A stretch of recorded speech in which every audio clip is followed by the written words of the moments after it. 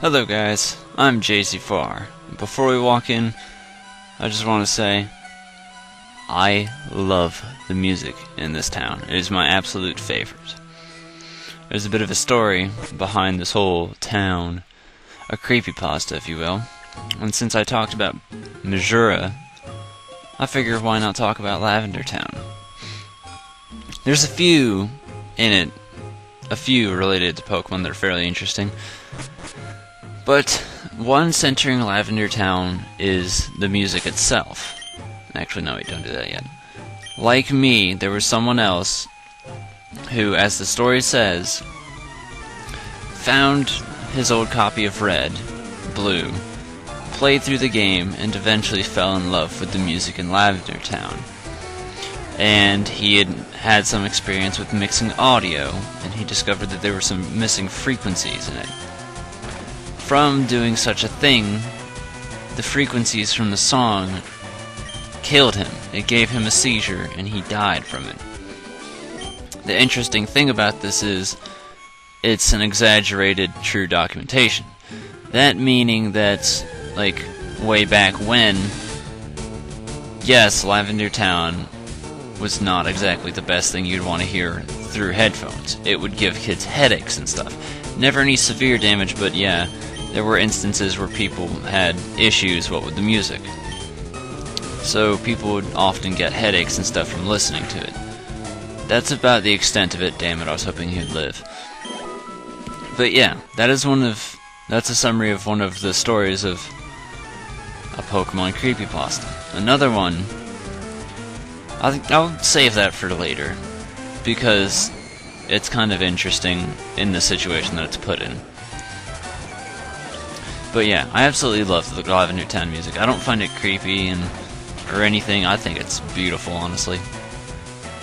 I have this weird fascination with the darker side of human nature, I guess you could say. The darker side of things as a whole. So things in dark atmosphere, things that are just dark and depressing, I like it. I don't know what it is, but I just do. Like, although Majora's Mask is probably not my favorite game to like play through as far as story goes, it is without a doubt the coolest game, I think, in the entire franchise.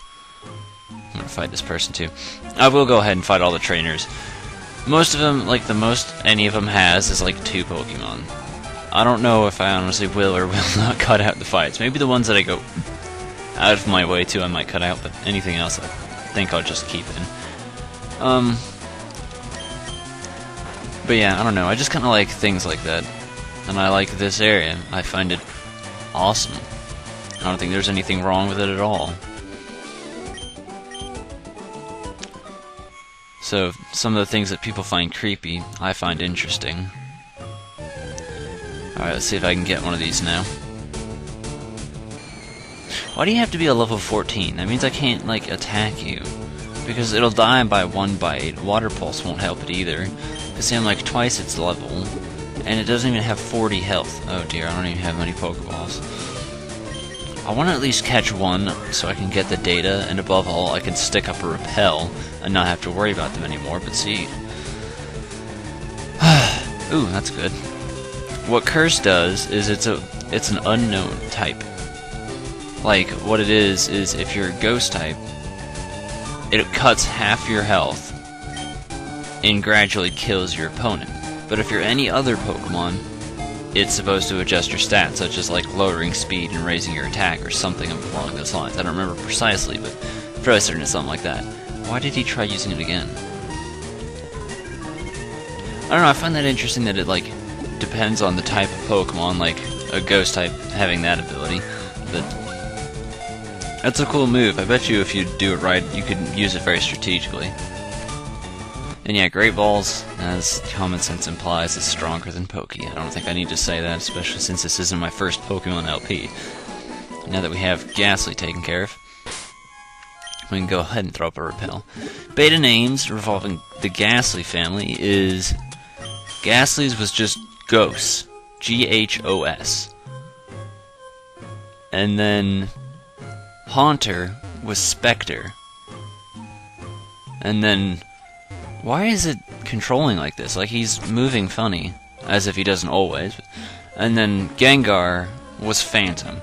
So, honestly, not too creative. I prefer the ones we have finalized now, but in case you were curious, that's what they are.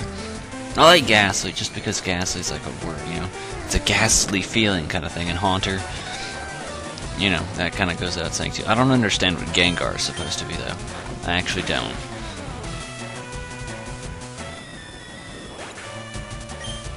I was thinking, what if it was backwards, but no, it's not that. I mean, the closest thing as far as creativity goes with Gengar goes is the whole Clefable Shadow, which is probably one of the coolest things ever. Also, I heard another, like, little thing regarding the whole Kangaskhan deal. Like, apparently, I don't believe this goes because I think it was just like someone's speculation, was that the female Cubones would evolve into Kangaskhan while the males would evolve into a Marowak. That's a theory that people have, and you know what, it's cool to listen to what people can come up with, but I like the whole evolving from Marowak into Kangaskhan thing best, probably. Huh? Oh, wow. I didn't think you'd see me. Alright, can we get it now? There we go. Pokemon Tower is not very big, so we're gonna be in and out before you know it. That person? Okay, never mind, I can walk around here. We're gonna be in and out before you know it. And unfortunately, like, I like it, but I don't, just because, like, everybody has a Ghastly. That's just it. Ghastly was the only Ghost-type Pokemon. Which really sucks. But, you know, they expanded upon it as they did with Dragons. But, I mean, it's one of those things that's, like, I really wish they put more effort into it as far as, like, the early generations. Because, I mean, you had all these cool creative Pokemon, kind of. And then, like, the two you slipped up on were Ghost and Dragon. I mean, you only have one family of each, and that's it. If you could have thrown in more, that would have been friggin' awesome, and then everyone would have loved you. But it expands in further generations. Actually, think about it, Johto added approximately one to each. And then they threw in Dark types. Steel types, Dark and Steel, I feel like, probably stand out better than Ghost and Dragon. I mean, people notice Dragon for being the whole almighty type. Plus, notice how Ghost and Dragon are the only two types. Notice, you know, there's only one of them inside each Kanto generation thing. And they are the only types to kill each other. Okay, that was worded terribly. There's only one Ghost family and only one Dragon family inside of Kanto, right? Well, Ghost beats Ghost, Dragon beats Dragon. That's what I'm trying to say. I just worded it awfully. Let me grab this. And then you can get healed, but that doesn't do me much good except for restoring my bites and a little bit of damage. Now go back. Cleanse Tag I kinda like. I don't really feel like it does much, though. Give it to Punkyot.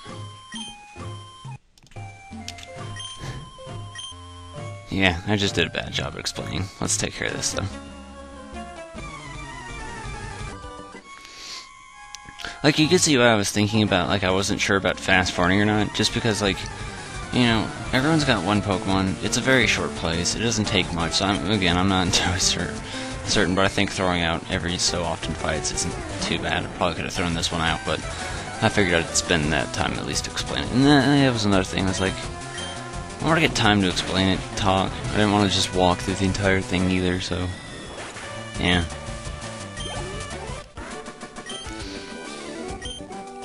I've been throwing off my commentary whack because I got disturbed, and, yeah, I seem to have those quite a bit. So that's an issue, it's like I'm in the... Because again, I'm not at my own house right now. I'm in like the whole prime root of like the living room kind of deal. So I mean, everyone could walk in, and like we got one of those living rooms. It's like it's dining room and kitchen all attached into it too. So like it's just a giant room. And then the stairs are behind me as well, so everyone can walk in. And I don't understand why these people are talking about giving me blood and zombies when those are totally different from ghosts. Haunter wouldn't hurt if... Well, that's not a lie, he would hurt if a lie. I think there was something about, originally, what they were going to do was make it so psychic types couldn't hurt Ghost. But because Ghastly family is all poison type as well, they figured that there was no way to actually kill them, so they had to keep it like that. They wanted to make sure Psychic could still hit it, because otherwise, you know, you wouldn't have really any good way of hurting them. So there was that.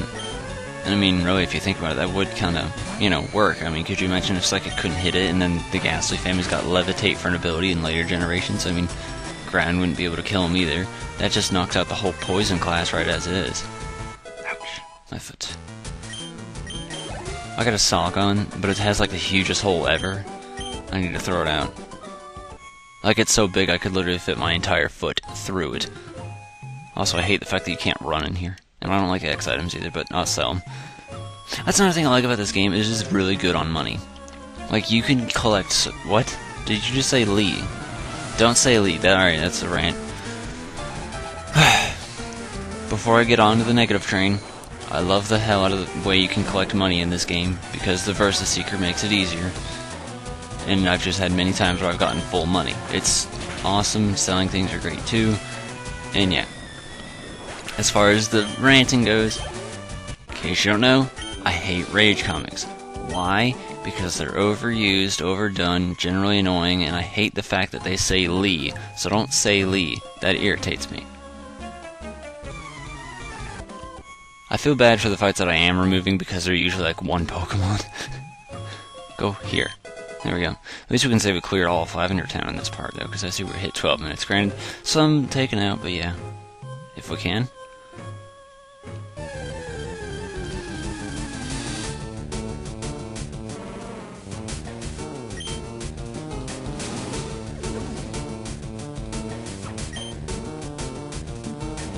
What happens is, if you try and come here without the self-scope, your Pokemon will be too frightened to attack and you just can't do it. Unfortunately, you cannot catch this Marowak, so we just have no choice but to kill it. I guess they put it there as a boss or something, I don't know, but yeah, it's pretty useless.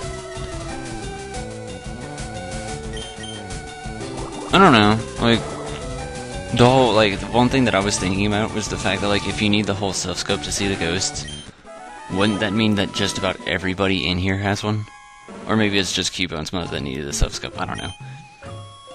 Plus, thinking about it now, like, if the Pokemon needed the self-scope to not be scared, wouldn't that mean you're putting it on them instead of you? Which means every time one of yours faints, you have to walk over to your dead Gyarados, pick the self-scope off its eyes, and then put it onto your Pidgeotto.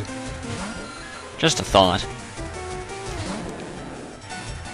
Anyway, at the end of this escapade, we have a bunch of Team Rocket Grunts that we'll plow through easily, so that was something I wanted to leave in, at least. As far as, like, the rewards, there you go. Rewards for the Pokedex go, like, I've been working on that, and I know where the locations of some of them are, and unfortunately we don't have 30 yet, but if we did, there would be an item we could have right now called the Item Finder, which would be used up here to get ourselves a secret item called the Sooth Bell. I wish I had a different item right now. So yeah, like, as soon as I do get the Item Finder, which is something I'm trying to get along with Amulet Coin EXP Share, I'm going to try and find some of the hidden items. I've heard about some that were like, oh, if you use the Item Finder in this spot, this appears, but I've tried and I haven't found it. I'm not going to say it's false because it's probably just me being stupid and, like, not looking right, but yeah. Also, this Zubat's starting to piss me off. Stupid confusion. I feel like the audio's not working right as well. Like, I don't, it's because, like, I'm a little bit deaf in one ear right now. Like, I tried cleaning it, and because of that, now I can't hear shit. Which doesn't help. Plus, my headphones are kind of busted, unfortunately, so the right earphone is not even actually making contact with my ear itself. Like, it's above it. The whole of my ear.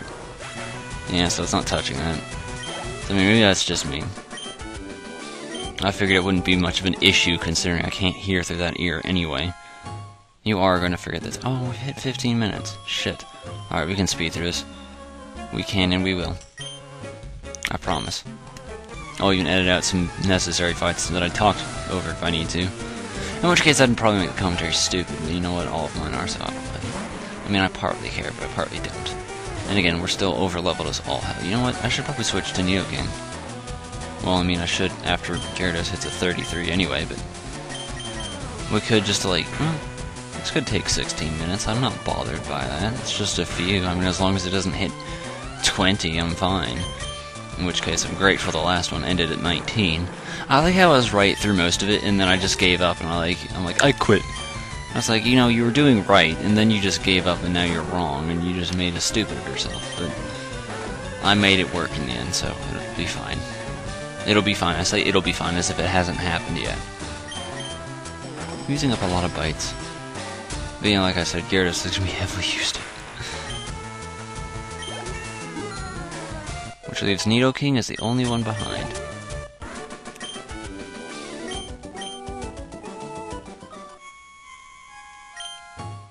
Dude, just say stay out of my way. You're gonna make threats to me after I beat your ass, really. Psh, girlfriend, please. Save me that. Spare me that. I'm not saving anyone, really. I just defeated your last two buddies, and you're gonna make threats too? I will end you. And he's got 4 of them. Great. It's gonna take forever now. Except for the part where they're 23, maybe it won't. Also, just because I was thinking about it earlier, like, originally, because, you know, I never played Coliseum or anything until, like, way late. Like, I played Stadium and Stadium 2 and Snap and all that before, and, like, it always confused me when I heard the Pokemon noises, and they sounded so different from, you know, Stadium and Stadium 2. I wonder, your guys' opinion, what do you actually like? Do you prefer the Game Boy noises, or the ones in Stadium and Stadium 2?